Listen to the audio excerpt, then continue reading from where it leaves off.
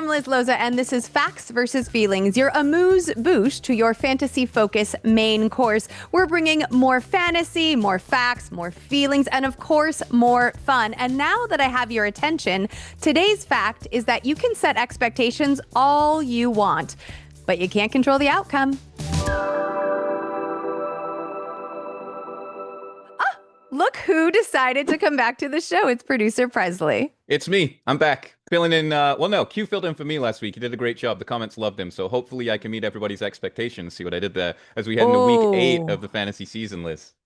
I'm expecting more of those quips out of you, especially since Q did such a good job with them. I'm also expecting that our viewers are enjoying this episode so much that they will like and subscribe to this video. Go ahead and smash that button. And while you're doing all the things, maybe leave us a voicemail at 914-348-1893. Producer Presley, you want to tell everyone when we check those or when you check them? Because I don't know how. I mean, Liz has no idea how to work this stuff, so it's all on me. But Mondays, please leave all of your start, sit, your conundrums, life advice, breaking up with a boyfriend or a girlfriend. Liz has got you covered. We cover everything here on Facts versus Feelings.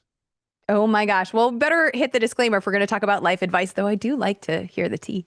Fantasy football is a game of inches, luck, and irrational confidence. Proceed with caution, trust your gut, and remember, side effects of listening to this podcast may include spontaneous victory dances, mild trash talking, and a belief that your sleeper pick is better than everyone else's. Take the facts of fantasy football seriously, but consult your feelings before making any lineup changes. We're talking about expectations this week, Liz, and the first man on this list, I would call him old, but he is the same age as me. It is Joe Flacco, exceeding expectations so far this season since he went to Cincinnati.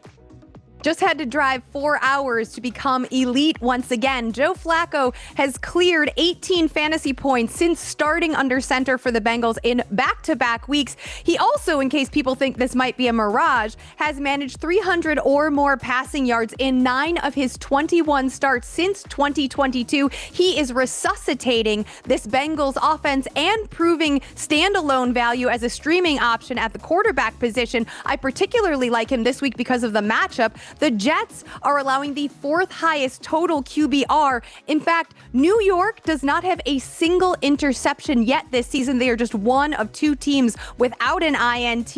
And if you need further evidence of why Flacco can step in for you on a week where there are 6 teams on bye and Jaden Daniels is banged up, Dak Prescott and Aaron Rodgers both cleared 25 fantasy points when facing the Jets. Ooh, those Jets are gonna jet. They stink. You know who doesn't stink? Cortland Sutton. Although fantasy managers might have thought he stunk a little bit because he's put up a couple low scores, but he's had some decent numbers this year. Is he exceeding expectations, Liz? Cortland Sutton has been an awesome steady Eddie in terms of production. Now, I think you are referencing a couple of stinkers. He did have a pair of duds, one at the very beginning of the season when the offense was still figuring it out, and then one when he was dealing with Sauce Gardner and having to work in his shadow. So those were tough matchups, but otherwise, Sutton has managed 5 games with 16 or more fantasy points, and only 3 other wide receivers have had more. They are Jackson Smith-Njigba, Amon-Ra St. Brown, and Puka Nacua. That's pretty elite company to be in. Stat. Yep. Plus, this week, the matchup is delicious. The Dallas Cowboys, the opponent for the Denver Broncos, have allowed the 2nd most fantasy points to opposing wide receivers, and even better than that, 12 receiving scores to the position. I understand that Sutton may not be all shimmer and shine, but he enters the week with an awesomely high floor. He's my wide receiver 17 heading into this Bye-Mageddon situation. I love that. You know what else I love? It has taken us 8 weeks. 8 weeks before you've mentioned your boy, Chig Okonkwo. And here he is on the list. So please, Liz Loza, take it away. You know, get that Little Mermaid ready because Chig is my OG, but daddy, I love him player. I know everyone's like, what are you talking about, Loza? He put up a goose egg in week 7. But you know what? Sometimes the heart wants what the heart wants, and the heart has never wanted Chig more. I don't know what that says about me or my inner workings, but it is completely true. In week 7, even though he put up a 0, he recorded more snaps and ran more routes than rookie Gunnar Helm, who did out-target him. Still, Okonkwo ranks third on the team in looks with just one less than Calvin Ridley, and he is second on the squad in terms of routes run. He is putting in the work. He is on the field, and this week's matchup figures to yield tangible results because the Colts have allowed the 5th most fantasy points to opposing tight ends over the past 2 weeks. In week 6, Trey McBride. Now, I know he's a star, but still, he went off for 8 catches, 72 yards, and a score at Lucas Oil Stadium. Last Sunday, because this isn't just about studs, rising star Oronde Gadsden posted a 7-164-1 stat line versus Indianapolis. They are giving to opposing tight ends. Oh, and what do you know? Chig himself registered a season-high 66 receiving yards and 11.6 fantasy points when he himself faced the Colts back in week 3. So when we've got Calvin Ridley's availability in jeopardy, and we know that the Titans are 14.5-point road dogs, which means Cam Ward is going to have to throw the ball a ton, and we know that the matchup is good, Okonkwo is 100% worthy of being on the streaming radar in week 8. Hey. When the tight end whisperer speaks, you guys better listen. Chig Okonkwo, put him in your lineup. This is a safe place. It's a place where we can feel free sharing our feelings. Now let's get comfortable on the couch and dive into some fantasy therapy, a safe space for all of your fantasy football questions. Producer Presley, what do we have? We're going to start with some DMs so far because your DMs do sure get messy. But this one comes from you telling me. Coley 86. He wants to know, who is the best running back to pick up during Bye-Mageddon? You know, I have to say shout out to my colleague Eric Carabell, who wrote a crackerjack of a Bye-Mageddon waiver wire piece. So you should check that out on the .com. He mentioned, obviously, Tajay Spears, who we mentioned about 2 weeks ago, Kyle Monangai, who saw a spike in his involvement back in week 7, though I think that had more to do with the score than anything else. And then also Brashard Smith, who flashed in the Chiefs blowout versus the Raiders. All of those guys, though, I think are more stash options than an under the radar full flex or start. In week 8, I want to highlight Woody Marks. Now, I know that the Woody Marks, hype train has stalled out a couple of times, but he does offer value as a pass catcher, and that is particularly valuable in a matchup against the 49ers because San Francisco's defense has allowed the 8th most catches and the 8th most receiving yards to opposing running backs. So if you're in a PPR-friendly format, I think Woody Marks could have flex appeal this week. And I also like Tyler Algier, who has been able to carve out standalone value and not just be an insurance policy behind Bijan Robinson. He's actually managed double-digit touches in each of Atlanta's wins. That bodes well for his chances of getting decent volume this week because the Falcons are 7.5-point home favorites over the uber generous Dolphins defense. So there are 2 options and a couple of stash as well for you, B. Corley, and I hope it works out. Next up, Brandon R44. What to do with T. Higgins? Baby, you're flexing him. We just talked about it. The Joe Flacco effect is real. Higgins posted a season best 62 receiving yards back in week 6 when Flacco took over for Jake Browning. He then bested those numbers in week 7 with 6 catches for 96 receiving yards and a score. I've got Higgins on the wide receiver 2/wide receiver 3 bubble heading into week 8. Final DM of the week, and that comes from K. Coca. Rest of season, Cade Otton or Gadsden? Oh, I talked to Cade Otton on last week's show, so I was very happy to see him so involved this past Monday night. But, and I mean to say this as kindly as possible, Cade Otton's athletic profile is not as dynamic, shall we say, as Oronde Gadsden's. I know that Gadsden is a rookie and that might scare people off, but he, more importantly to me at least, is a converted wide receiver. He has been on a heck of a tear. Both of these players kind of have a mouths to feed argument working against them. I think Gadsden has the higher ceiling. I am admittedly, for better or for worse, a ceiling chaser. So I'm going to go for the rookie, though I would also like to advise that week to week streaming and playing the matchups is key, particularly with the tight end position. All right, let's move on to some voicemails. We got a couple this week. First one's from Fred. Let's see what he's got to say. Hey, Liz. This is Fred from North Carolina. Love the show. Keep doing what you do. Love the podcast as well. I'm in a conundrum this week. Do I start A.J. Brown or Jordan Addison in full PPR league this week? Thanks. I'll keep listening. Well, thank you so much for listening, Fred. I really appreciate it. I am a little bit confounded, though, that this is the second week in a row that we've gotten an A.J. Brown question. I lean towards Brown over Xavier Worthy. Last week, it worked out nicely. I understand that Jordan Addison just had a monster game. I mean, he went off for 128 receiving yards, but also A.J. Brown managed 121 receiving yards plus 2 scores. He, in doing so, also broke the Eagles' 2-game losing streak. So I think Philadelphia is going to stick with what's working here. Plus, I don't really love Addison traveling from Minnesota to Los Angeles on a short week. I much prefer to see A.J. Brown have a rematch against these Giants who, not for nothing, he managed 6 catches and 80 receiving yards against 2 weeks ago. So give me Brown as a low-end wide receiver 1 and Addison as like a low-end wide receiver 2 for fantasy purposes this week. All right, final voicemail comes from Evan, and I think he's got a problem with a lot of us can relate to, Liz. So let's check this one out. Hey Liz, this is Evan from Los Angeles, California. I have a little bit of difficulty kind of gauging how other people view players. And so when I send trade offers, I often am getting a response back that they think I'm trying to insult them, which I'm genuinely not. Do you have any recommendations on sending trade offers that will allow me to not get ripped off and or win the deal, but also allow the people I'm sending offers to not think that I'm a monster? Love the show. Thanks for the help. Bye. Evan, you sweet man. I mean, part of me is like, just be the monster, bro. Like, who cares? But I think it's sweet that you do care, because manners are important and people should have more of them, particularly when they're driving and buying groceries.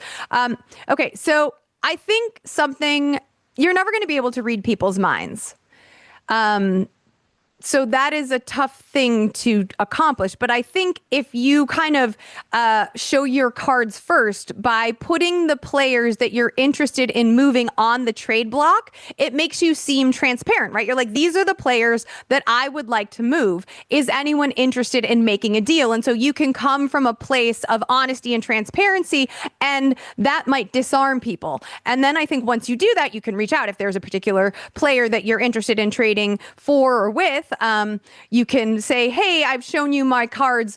Would you be interested in dealing this particular player for any of these? It's like in the 80s when you would go to the gas station and people would have gold chains in their trench coats. I don't know. I'm off. How old I'm totally are you? off. I'm your age-ish. And so I think that can disarm them. And then once you have them disarmed and you're showing them the chains in your trench coat, then you get them. You just get in there and fleece them. That's what you should do.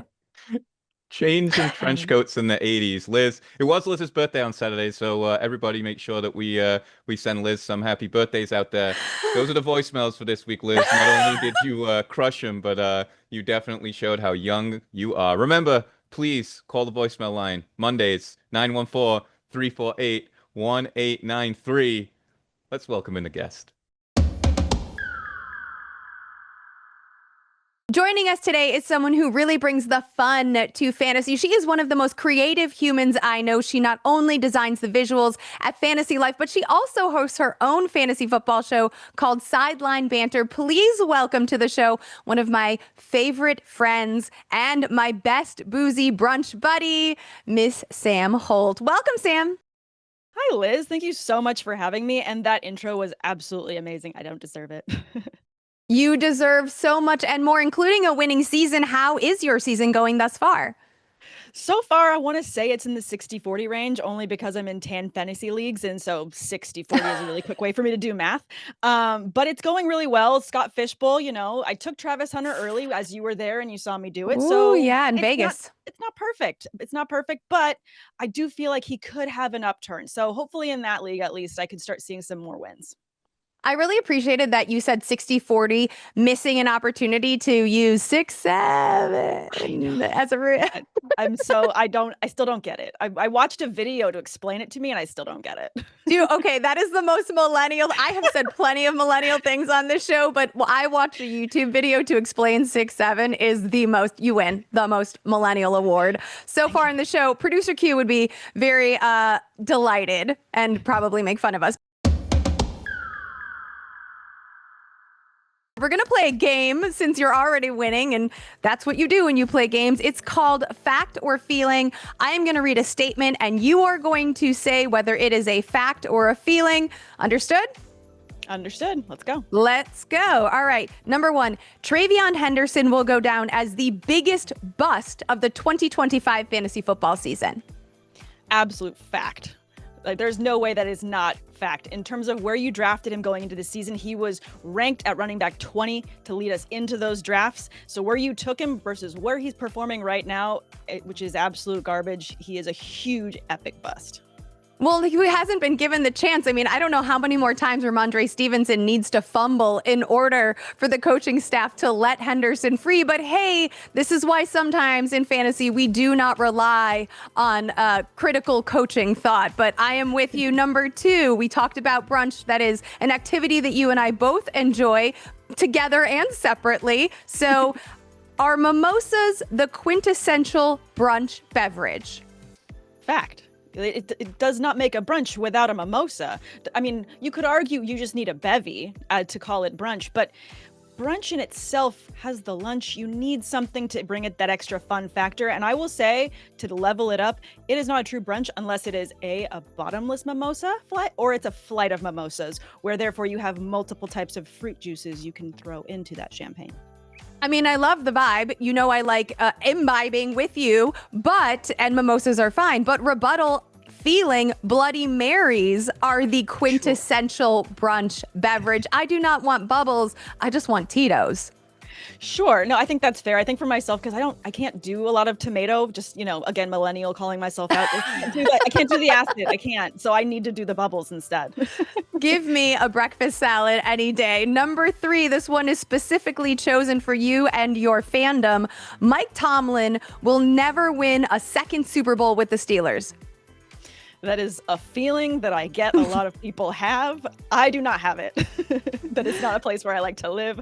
I have a Steelers logo behind me. I am just living in the positive. We go forward and we continue to improve. There's no way this is the way that we end his tenure with the Steelers without another Super Bowl. We need it.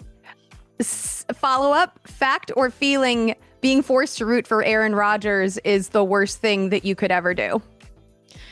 It's a fact. It hurts every single week. I have so many side bets with people where they've said, but Sam, if he takes you guys to the playoffs, will you get an Aaron Rodgers Steelers jersey? And I've said, if we go to the Super Bowl, then yes. But you better have to win that Super Bowl, not just going there. Yeah, no, I need a lot of wins. I need a lot of trust. It's not there. Well, listen, maybe, your millennial vibe and Rodgers' millennial vibe will bring you some luck. But yeah, you may not wear an Aaron Rodgers jersey to one of our brunches ever, and that is a fact. Worry. No, I will not. I would never do you the disservice with that. Thank you. Next one up, the trade veto is the worst invention in fantasy football. Fact or feeling? I feel like that's a fact in terms of the way that the sport should be played. I think the only reason that the veto should ever be used is if there is clear and obvious collusion between different fantasy managers. But in that case, you should have a different rule stipulation to the commissioner where someone can submit that they believe collusion was a part of a trade, and then it can get reviewed or discussed. But besides that, everyone should be knowing what they're doing in terms of their trades. No, just know your team. Let's not have any, tacos in the league that don't know what they're doing. Let's just have people that are here ready to play and have some fun. Agreed. Fact. Next one, binge watching a TV series is overrated. That's a weird feeling that I don't feel. I deeply enjoy myself a binge many a times, especially leading up to the fantasy season to balance out taking in all the knowledge that you need to for all your fantasy players. I need to balance that out with heavy TV binging. I totally agree. Also, nobody wants this the second season. It's the Kristen Bell and Adam Brody vehicle. That premieres today, Thursday, October 23rd, and I will be binging plenty of it in advance of this weekend when I will just sit in front of my TV and red zone it all day. Absolutely. I love that. And I love that show. Cannot wait for this season. It's so good. I would also say, gentlemen who are watching / listening, go ahead and binge yourself some of that show and maybe take a couple of notes, and it might help you with your lady or finding a new lady. That is a top-notch show. All right, last one here. Rashee Rice is a top 5 fantasy wide receiver rest of season. Fact or feeling? You know, I feel like this is leaning towards fact. As I was looking at this question leading into this recording and comparing him to the other top wide receivers, and you're saying this rest of season, so you have to ignore the fact that he doesn't have any of the points prior to this past week. I get it. Looking at those top players, JSN, top 5. Jamar Chase, top 5. St. Brown, top 5. Puka, even despite the injury, he's going to stay top 5. The next 2 players you've got there are George Pickens and Emeka Egbuka. Emeka Egbuka is going to be the tough fight there for that 5th spot, but with CeeDee Lamb coming back, I do feel like Pickens is going to drop, and I feel like with the utilization that you're seeing from Rice, it's there for him. It's there for the taking, and the Chiefs have a lot to continue to play for as they finish out this season. I love that you dug in so deeply on this. I will admit, last week we talked about Rashee Rice because he was coming back, obviously. I did not think he would find the end zone, and wow, he really proved me wrong on that one. So we know that the athletic upside is there. We know that the desire is there. Pat Mahomes is like, of course, this happens every year. He is finding his form. The Chiefs are finding their groove. But it's interesting with Rice in particular because he was only the wide receiver 28 in fantasy points back in 2023 when he played essentially an entire season. We haven't seen him on the field for an entire season. Last year in 2024, he was only on the field really for 3 games. And while he did produce, you know, it wasn't an entire 17, even 15. It was just 3 games, right? So, the data for his ability to do it does not exist, but the athletic profile and the offense of which he is a major part does. And so 5 might be pushing it, but top 10 I could definitely get behind. Yeah, it's really hard. I want to say 5 just because I love spicy things in terms of fantasy, not in my food, but that's where I like my spice. I do feel like it has the potential, especially because there's so many other pass catchers that haven't been able to connect as consistently with Mahomes going into the rest of the season that we've seen so far. And at least, I mean, again, it was against the Raiders, but lots of fireworks there. And again, I do feel like Mahomes, once he gets the groove with a receiver, he tends to go to the same one. I love it. Thank you for playing Fact versus Feeling. Fact, I feel really great about the game we just played, and I would feel even better if we continued the conversation. Can I ask you a couple questions?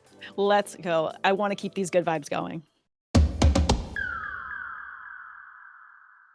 Who's your biggest trade for target right now at this point in the season?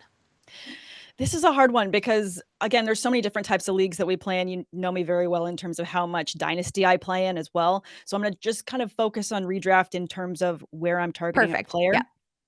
I'm really liking the buy low potential of Chase Brown right now. There's a very favorable schedule to go forward from here. Clearly, Joe Flacco has been the key to unlock the pass catchers there for the Bengals and what happens when you make them available. Who knew? Well, Mike Tomlin knew, which is why he was so mad about the trade. But I mean, that's true. Good point. That set aside, because he's been able to unlock and finally get his receivers in use, it opens up the field for Chase Brown to just make a mockery of any defense, which is exactly what he did to my Steelers last week. So I totally see him having additional run finishing out this season. And I do feel like there's a lot of people that maybe have been burned by his points so far this season, and you could get him for a decent price. It's interesting because I wonder if anyone bit on the buy low Jake Browning phase of this season that was really crushing Chase Brown investors. You know, if anyone was willing to bite on that, assuming that there might be some sort of shift at QB, they're pretty, I imagine, happy right now. So that's an interesting one. I wonder I don't even know if you could buy low on him right now because Flacco has been so, for lack of a better word, elite. He has been giving, as the kids like to say. Yes. All right. Who is the league winner that nobody is talking about in your estimation? Joe Flacco notwithstanding, of course. This one is probably one of the hardest questions that you guys threw at me in terms of who no one's talking about, because I live in fantasy football, so I feel like we talk about everyone. I could say Yeah. Drake May, I could say Drake London, but honestly, I feel like Matt Stafford sitting at QB9 for the season in terms of total points.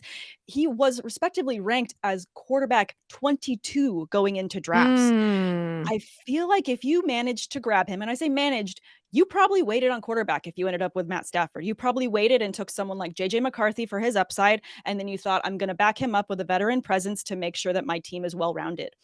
And you know what? You are winning because that means that you have elite talent at earlier rounds, and you are probably crushing your fantasy leagues right now. Plus, Stafford's consistency. Devontae Adams has been incredibly consistent without Puka there. He's still able to get the ball out. I just love him for the rest of the season. Adams has been an end zone monster, obviously boosting Stafford's totals in the process. Now, the Rams are obviously on bye this week. They're one of 6 teams on this Bye-Mageddon that we're dealing with. But yes, Stafford has been a great solve for people who are looking to stream at the position, which, given the injuries, we've all had to do at least one point or another. Who is your favorite, speaking of Bye-Mageddon, fill-in for Week 8? Fill in for week 8. I am really loving Tyler Algier in terms of a flex potential, has a fantastic matchup against Miami Dolphins. This is just going to be one of those things where it's like you're starting anyone with a pulse because of Bye-Mageddon, as you pointed out. However, this is such a good matchup. The Dolphins are 30th against the position, and the way that they're going to likely get up early and not need to rush so much Bijan Robinson, I see a lot of red zone rushes for Algier to just top off his fantasy week. I love it. I mean, you've seen Algier create some standalone value for himself as more than just a backup, even before this point in the season. And I highlighted Tyler Algier as one of my players in my Facts versus Feelings column, which is available on the .com right now. So I am with you. I love that pick. It'll be interesting to see how often he is utilized as a flex this week. All right, your favorite Week 8 start. Favorite Week 8 start. Can I give you 2? Is that going to be breaking the rules? Why don't you give me one, and then I want you to go back and give me your most confident sit, and then end with your second most favorite start. Okay. So we're going to put a sit. We're going to sandwich a sit in between those 2 starts. I like it. Okay. I'm definitely very confident in my start of Cade Otton this week. Given the injuries that the Bucs have had, he is automatically their second target in terms of the passing game. So he is going to see a lot of targets this week. He's been really consistent before all these injuries as well in terms of Baker using him in the red zone and finding him in a lot of different opportunities. So for me, he is definitely a must start this week. Again, because of Bye-Mageddon, you're missing out on a lot of other tight ends right now. I just want to remind everyone that Cade Otton is currently rostered in just 35% of ESPN fantasy leagues. So you might have the opportunity to pick him up yourself. Now, your most confident sit for Week 8. Can I say all of the Dolphins except for Devon Achane? I mean, you wouldn't be off base for saying that. Jalen Watt. I mean, I just want to mention when everybody was talking about Darren Waller, I was like, he might be a great sell high guy because of his injury history. And here we are. Yeah, no, this is where we are. This is where we live now. This is a selling of the entire. I don't think we ever moved from this neighborhood, to be honest. No, we didn't. I feel like we knew this is one of those things. We knew what it was. We knew what it was coming to. But I think we hoped there would be some level of life shown from the organization to try and make some moves or do some different things to get some positive vibes and energy going back into this locker room that cannot seem to get anything going. So for myself, I have way too much Devon Achane to not start him, but everybody else, you could find so many arguments to bench every single one of them going into this week. Okay, so you are just not touching anyone in Miami other than Achane. It's a stay away for you. 100%. I am staying far away. All right, let's end on a positive note with your second favorite start for Week 8. Call me a homer, but I do love starting myself a Steelers tight end. Jonnu Smith this week is another tight end that you could look to start because Aaron Rodgers, he got 4 touchdowns last week, Liz, all of them with tight ends for the Steelers. And the Packers are very tough. They're not tough. They're easy for tight ends against that position going into this week. So I do feel like it's a solid matchup. I feel like Rodgers against his former team is going to try and show up and show out big, and he's going to have to use his tight ends to do that. So give me Jonnu Smith to start this week, and he's absolutely going to get in the end zone for you. As a tight end whisperer, I love that the Packers are allowing the second most fantasy points to opposing tight ends. And when you mention the revenge factor, there is nothing about Aaron Rodgers that tells me he is above it. So excellent. And also moving from the Dolphins to Jonnu Smith to revenge to great matchup to stream. Sam Holt, you took us on a whole journey and we are better for it. Thank you so much for coming on Facts versus Feelings. Can you please tell everyone where they can follow you and find your work? Thank you so much, Liz. This has been incredibly fun. If you guys want to follow me on X, I'm at Samantha R. Holt, or on Instagram at Sam_awesome. You can find sideline banter over on the Women of Fantasy Football channel on YouTube and everywhere you get your podcasts. I also have a really fun podcast called Unbinged, where we actually go into analyzing the TV shows and movies that you guys are all binging. We just wrapped up the latest and finale of Task on HBO. Super fun. Check that out. If you want to break from fantasy and you want to binge some TV and movies, we've got that for you too. Can I get on that show? Can we do a swap? Absolutely. I would love to have you on. All right, we got to watch Nobody Wants This. That's what the one I want to be on. When you guys dissect Nobody Wants This, somebody wants that very much.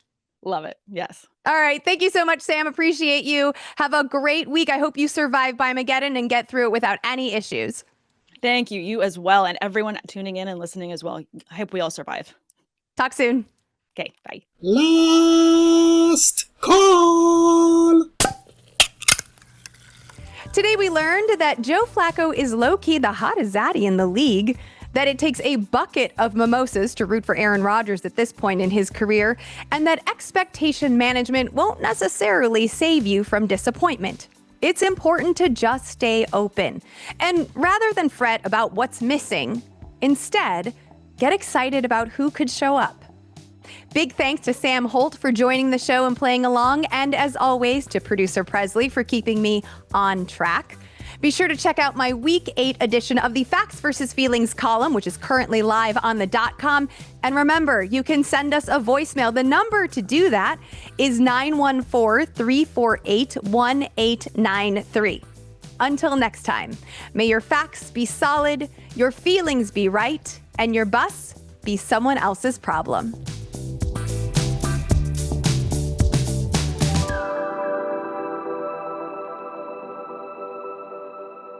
3, 2, 1. A little bit, and I wasn't paying attention. Okay, I'm locked in. Okay, where is the state of Ohio? What? No, me. One more time. You can outlive him. You're not going to outlive Q. He's younger than us, and you live too hard, babe. That's not. You're going to be lucky to get to 50.